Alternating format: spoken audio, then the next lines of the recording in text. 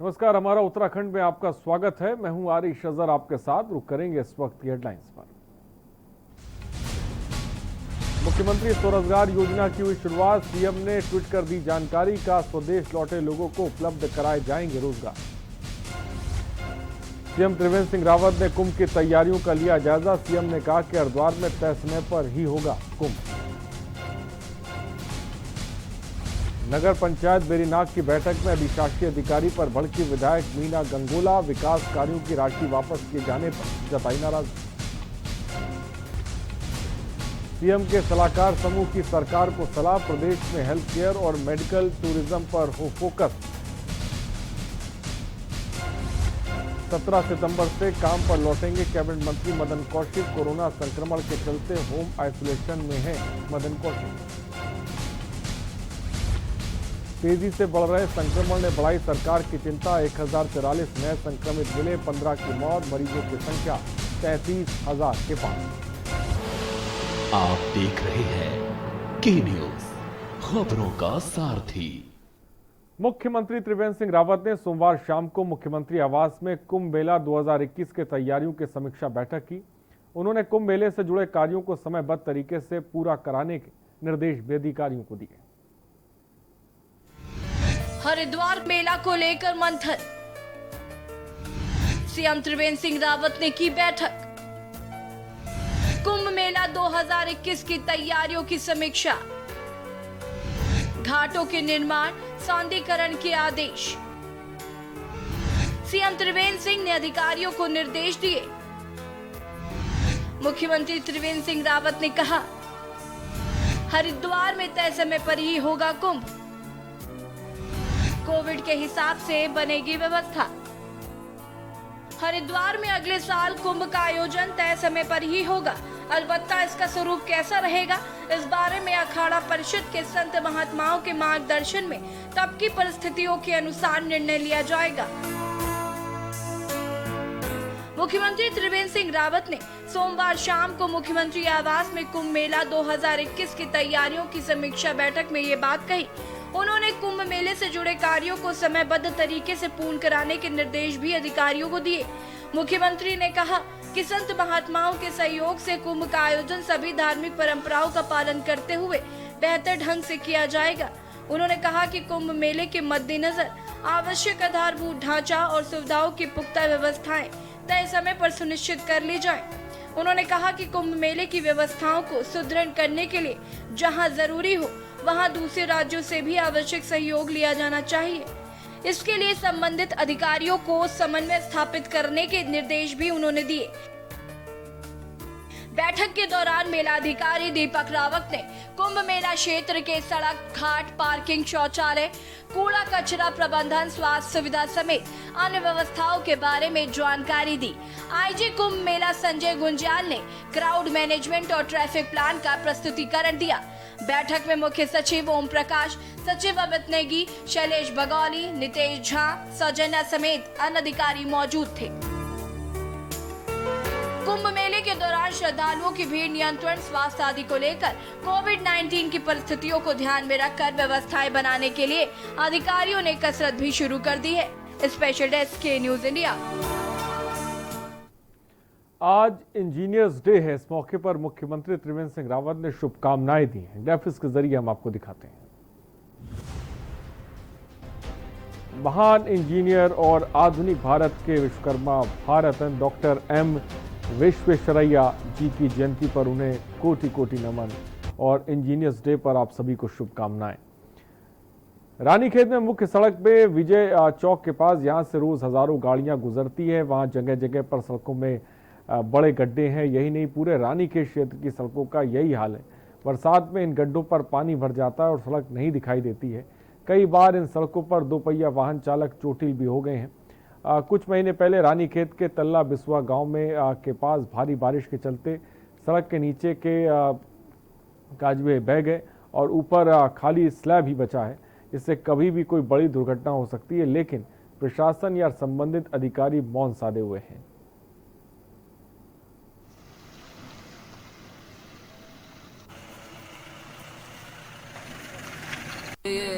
पहले से ही हम हमेशा देखते आए हैं, कांग्रेस आती है, गड्ढे भरती है, सड़कें बनाती है, नई सड़कें बनाती है। जनता फिर 5 साल के लिए बीजेपी को ले आती है और 5 साल में बीजेपी ये हाल कर देती है कि सड़कें दिखती नहीं है, गड्ढे गड्ढे दिखते हैं। आप इस समय भी देख रहे होंगे, शायद ही कोई सड़क ऐसी है जो बिना गड्ढों के है। लगभग पूरे उत्तराखंड की सारी सड़कें टूट फूट चुकी हैं, लेकिन बजट के नाम पर ठेंगा दिखा दे रही है गवर्नमेंट। अध्यक्ष हेमंत की अध्यक्षता में आयोजित की गई, जिसमें विधायक मीना गंगोला बतौर मुख्य अतिथि मौजूद रहीं। बैठक में विधायक ने नगर पंचायत के द्वारा किए गए कामों की जानकारी ली। बैठक में सभासदों ने बताया कि सरकार से स्वीकृत मकानों के लिए आई धनराशि को वापस भेज दिया गया है। सरकारी योजनाओं का लाभ नहीं मिल पा रहा, जिससे लोगों को परेशानी हो रही है। इस पर विधायक भड़क गईं और ईओ को जमकर फटकार लगाते हुए इसकी जांच कराने को कहा और विकास कार्यों के लिए आई धनराशि वापस भेजना बहुत गलत है। जब खरीद के आ गए, कहीं एक कमरे में पड़े थे, लोगों ने मेरे को बोला अब मैं मेरे भी इतनी शराब पक्ष कब तक है। पंचायत बेरीनाग के बोर्ड के बैठक में बैठने का सौभाग्य मिला मुझे। वाकई में यहाँ पे जो बहुत सारी अनियमितता पाई गई और गरीब लोगों का जो सुनने में आया, यहाँ पे सभासदों ने आवाज उठाई। 16 लोगों के आवास आए और उनके भी ऐसे लोगों के कि गरीब से गरीब जिनकी टीन की छत है, रहने के लिए घर नहीं है, और वो 16 के 16 ईओ साहब ने वापस कर दिया। अध्यक्ष जी को भी शायद जानकारी नहीं है उसकी, उनको भी संज्ञान में नहीं लिया गया। तो यहाँ पे मुझे ये लगता है कि ईओ हावी है और बहुत गलत बात है। विकास भवन सभागार पौड़ी में आज मुख्य विकास अधिकारी आशीष भंडगाई के अध्यक्षता में लोक योजना अभियान के अंतर्गत सहभागी ग्राम पंचायत विकास योजना हेतु एक दिवसीय कार्यशाला का आयोजन किया गया, जिसमें जिला स्तरीय संबंधित अधिकारियों सहित खंड अधिकारियों ने प्रतिभाग किया। कार्यशाला में परियोजना निदेशक SS शर्मा और संबंधित अधिकारियों ने भारत सरकार और राज्य सरकार द्वारा संचालित विकास परक योजना का धरातल पर मूर्त रूप देते हुए सर्वे प्लान और बैठक इत्यादि की क्रमवार विस्तृत जानकारी के साथ GPDP निर्माण हेतु प्रशिक्षण दिया। और मुख्य विकास अधिकारी श्री भटगाई ने कहा कि लोक योजना अभियान के अंतर्गत सबका योजना सबका विकास 2020 के तहत सहभागी ग्राम पंचायत विकास योजना GPDP के निर्माण का कार्य किया जाना है।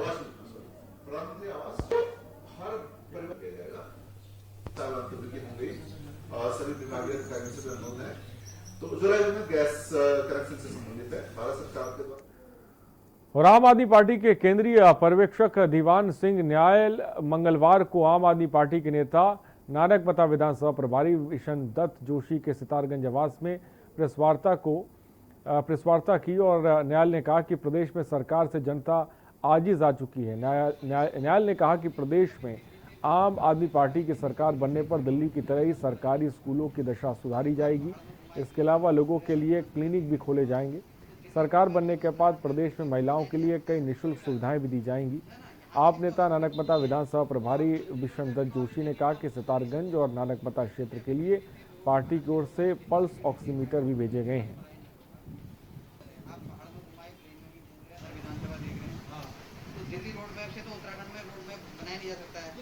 उत्तराखंड को अलग राज्य बने हुए 20 साल हो गए। पिछले 20 सालों में कभी कांग्रेस आई है, कभी बीजेपी यहाँ आई है, लेकिन दोनों ही सरकारों ने उत्तराखंड के लोगों के साथ धोखा किया है। यहाँ पर सिर्फ लूटने का काम किया। विकास के नाम पर यहाँ बिल्कुल जीरो है।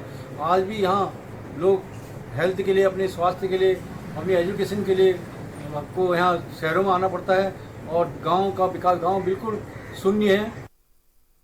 और लोक निर्माण विभाग में आउटसोर्स के जरिए भर्ती हुए कर्मचारियों को पिछले 6 माह से मानदेय नहीं मिला है। इसको लेकर आक्रोशित कर्मचारियों ने लोक निर्माण विभाग रुद्रप्रयाग कार्यालय के सामने धरना दिया।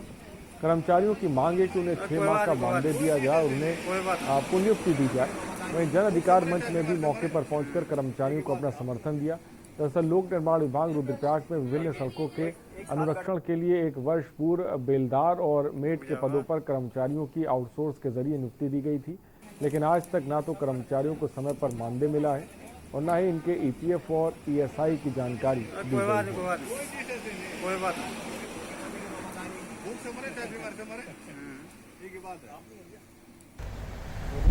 हमारी मांग ये है कि हमको पुनः फिर कार्य पर लगाया जाए। जो निविदा है वो खोली जाए या तुरंत पूर्व से काम पे जो पुराने लोग हैं वो सारे लगाए जाए और वेतन का भी है जो हमको निपटाया जाए और जो हमारा SI और PF का है वो और खाते में वेतन दिया जाए। ये हमारी मुख्य मांग है। राजधानी देहरादून अजबपुर खुर्द स्थित श्रमिक सेवा में आम जनता को दिक्कतों का सामना करना पड़ रहा है। लोगों का कहना है कि हम अपने श्रमिक कार्ड बनवाने के लिए सुबह यहां आते हैं, लेकिन यहां पर कभी सर्वर की दिक्कत हो जाती है तो कभी टोकन नहीं मिलता है, जिसकी वजह से बिना श्रमिक कार्ड बनवाए वापस लौटना पड़ता है। दिन पर तपती धूप में आप खड़े रहने के बाद कर्मचारी सर्वर खराब होने की बात कहकर वापस लौटा देते हैं। लोगों का कहना है कि श्रमिक सेवा केंद्र में काउंटर को बढ़ाना चाहिए, साथ ही सर्वर की समस्या को ठीक करना चाहिए।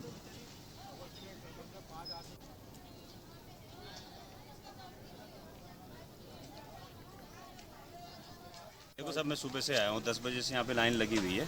10 बजे सुबह लाइन लगी हुई है, लेकिन आप देखोगे तो कम से कम बिल्कुल लाइन हिल ही नहीं रही है सुबह से। 10:12 बज चुके हैं। डेली पब्लिक को आना पड़ रहा है यहाँ पे, और लेकिन यहाँ पे अंदर 6 सीटें हैं, 6 कर्मचारी की सीटें, वहाँ 2 बंदे बैठे हुए हैं, तो काम कैसे प्रोसीड होगा? इस तरीके से तो दिक्कत हो जाए अपने को। आम पब्लिक डेली आ रही है, फिर 5 बजे भगा दे रही है, दोबारा आ रही है, फिर भगा दे रही है। अब इतना किराया महंगा हो गया है। अब मजदूर कार्ड है, मजदूर आदमी का पैसा थोड़ा होता है।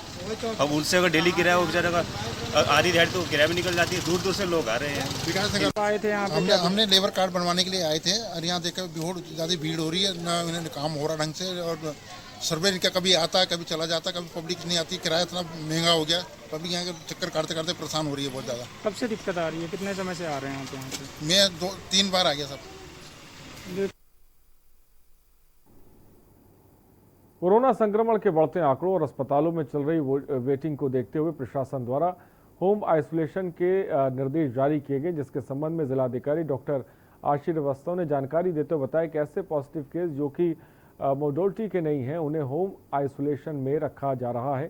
साथ ही ऐसे लोगों पर निगरानी के साथ ही उन्हें किट उपलब्ध कराई जा रही, जिसमें मास्क, पल्स ऑक्सीमीटर, दवाइयों के साथ ही सेवन करने की बारे में भी जानकारी है। इसके साथ ही आज लिए गए निर्णय के आधार पर अब भारत सरकार द्वारा इम्यूनिटी बढ़ाने वाली आयुष दवाइयों के संबंध में भी एक पर्चा उपलब्ध कराया जा रहा है, ताकि मरीज उसके घर के अन्य लोगों और उनका सेवन कर लाभ ले सकें। तो डीएम ने की कोरोना गाइडलाइंस के पालन की अपील। साथ ही साथ आपको बता दें, होम आइसोलेशन के लिए दिशा निर्देश भी जारी किए गए हैं।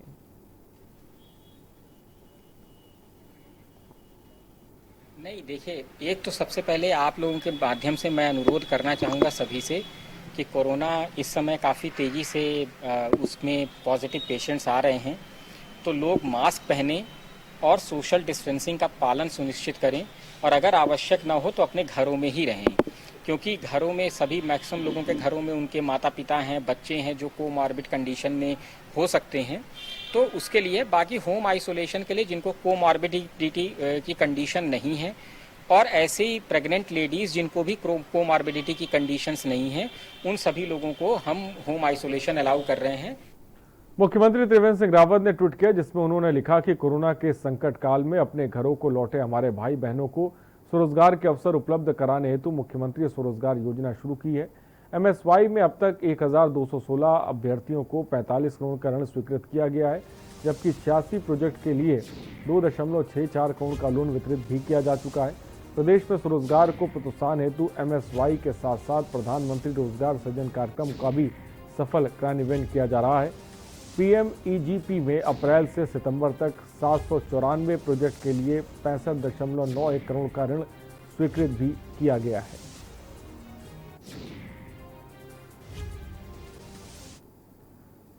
रुकते हैं एक ब्रेक के लिए, जल्द हाजिर होंगे कुछ और खबरों के साथ।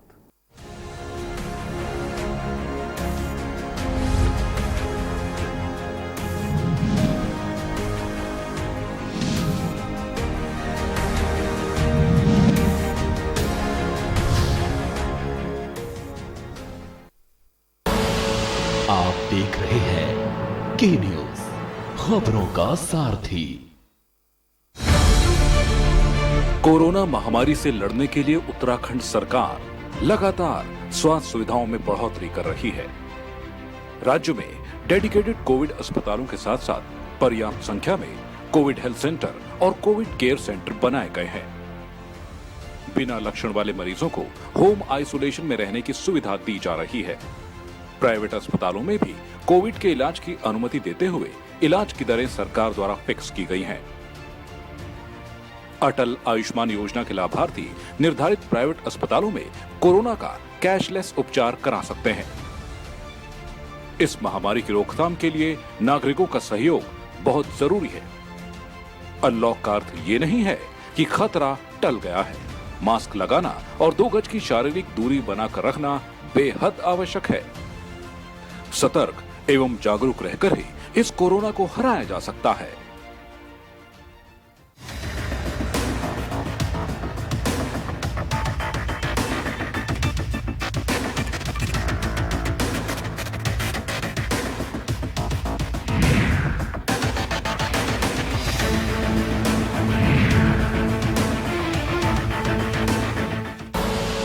आप देख रहे हैं के न्यूज, खबरों का सारथी।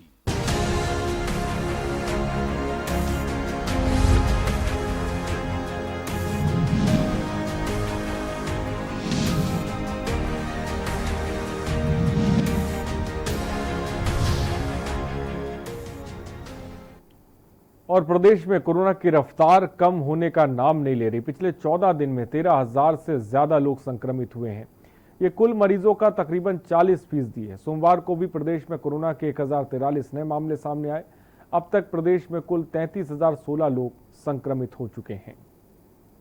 कोरोना से बेहाल हुआ उत्तराखंड। 1043 नए केस से मचा हड़कंप।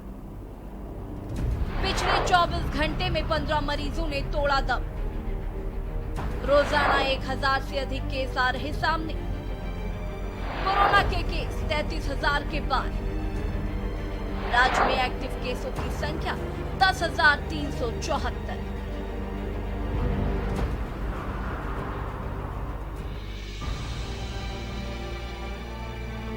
उत्तराखंड में कोरोना बेकाबू हो गया है। पिछले कई दिनों से 1000 से ज्यादा कोरोना के केस सामने आ रहे हैं। सोमवार को राज्य में 1043 लोग कोरोना पॉजिटिव पाए गए, जिसके बाद राज्य में कोरोना की संख्या 33,016 पहुंच गई। वहीं पिछले 24 घंटे में 15 लोगों की मौत भी हुई है। राज्य में अब तक 10,374 एक्टिव केस हैं। वहीं 22,000 लोग अब तक इस महामारी को मात दे चुके हैं। इससे पहले रविवार को राज्य में कोरोना के रिकॉर्ड केस सामने आए थे। स्वास्थ्य मंत्रालय के द्वारा जारी किए गए आंकड़ों के मुताबिक पिछले 24 घंटे में राज्य में रिकॉर्ड 1,637 नए मामले सामने आए थे। वहीं 12 लोगों की मौत भी हुई थी। स्वास्थ्य विभाग से मिली जानकारी के अनुसार सरकारी व निजी लैब से कुल 9,617 सैंपल की जांच रिपोर्ट प्राप्त हुई। इनमें से 8,574 सैंपल रिपोर्ट नेगेटिव आई है। अब आपको दिखाते हैं जिलेवार आंकड़े। देहरादून में 385 में कोरोना की पुष्टि। हरिद्वार में 224 व उधम सिंह नगर में 214, नैनीताल में 46, उत्तरकाशी में 37, चमोली में 36, टिहरी गढ़वाल में 24, पौड़ी गढ़वाल में 23, पिथौरागढ़ में भी 19 लोग संक्रमित मिले। अल्मोड़ा में 7, रुद्रप्रयाग में 5 और बागेश्वर में 3। प्रदेश में कोरोना की बढ़ती रफ्तार के बीच स्वस्थ होने वाले मरीजों का आंकड़ा भी कुछ हद तक सुकून दे रहा है। सोमवार को 1037 मरीज विभिन्न अस्पतालों व कोविड केयर सेंटर से डिस्चार्ज हुए। इनमें से 271 देहरादून, 197 हरिद्वार, 154 अल्मोड़ा, 124 नैनीताल, 53 उत्तरकाशी, 29 चमोली, 23 पौड़ी, 11 चंपावत, 3 रुद्रप्रयाग व 1 मरीज टिहरी से है। डेस्क रिपोर्ट के न्यूज इंडिया।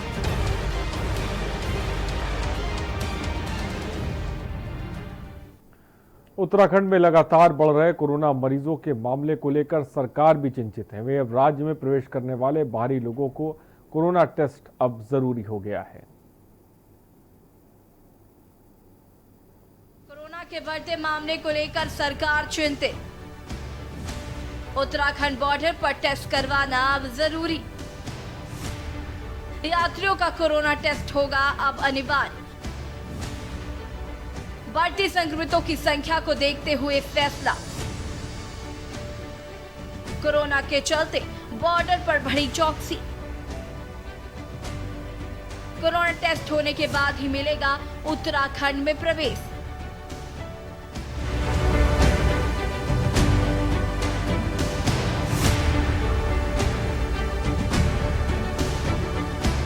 प्रदेश में संक्रमण के मामले लगातार बढ़ते जा रहे हैं। इसके अलावा मौत का ग्राफ भी बढ़ रहा है। लगातार बढ़ रहे कोरोना मरीजों के मामले को लेकर सरकार भी चिंतित है। वहीं अब राज्य में प्रवेश करने वाले बाहरी लोगों को कोरोना टेस्ट करवाना जरूरी होगा। बढ़ते कोरोना संक्रमण को देखते हुए सरकार द्वारा प्रदेश के बॉर्डर पर चौकसी बढ़ा दी गई है, जिसके संबंध में डीएम देहरादून ने बताया कि अब प्रदेश में आने वाले लोगों को बॉर्डर पर अपनी कोरोना रिपोर्ट नेगेटिव दिखानी होगी।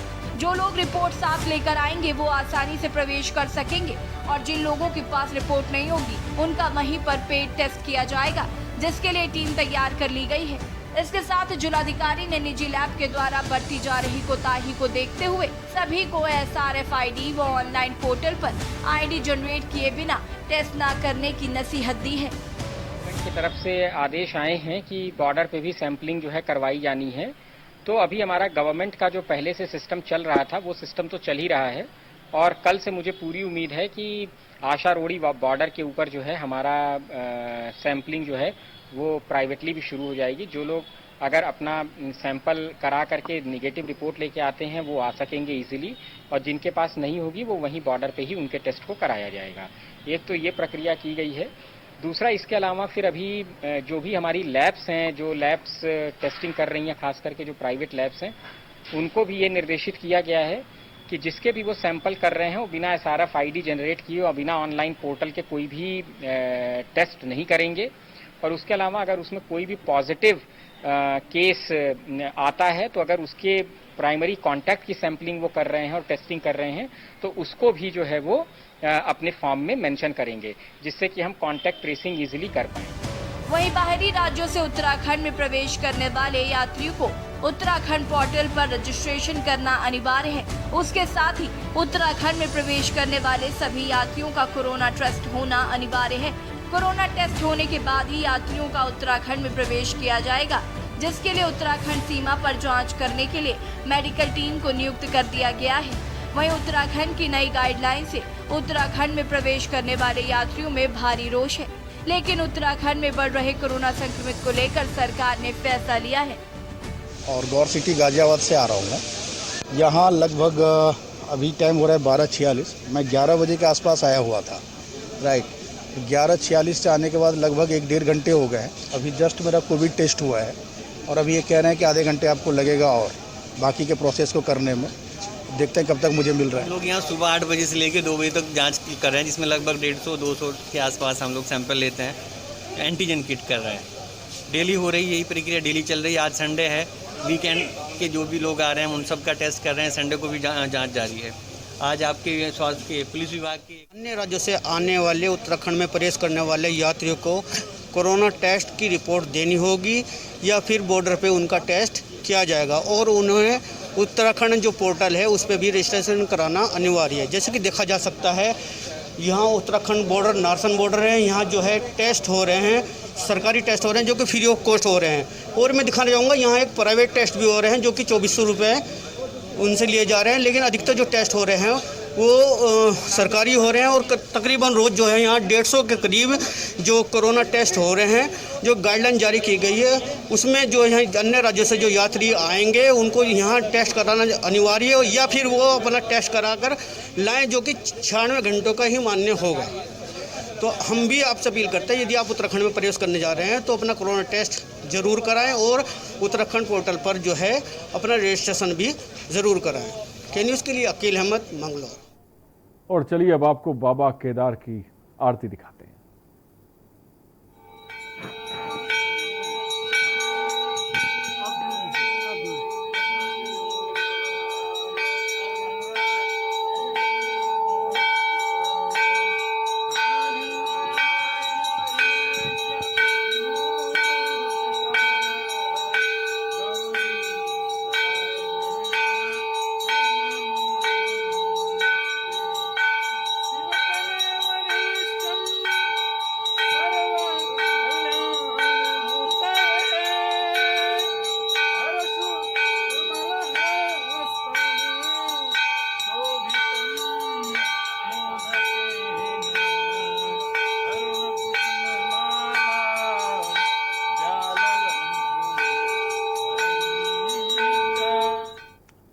खबरों में इतना ही। बने रहिए हमारे साथ। नमस्कार।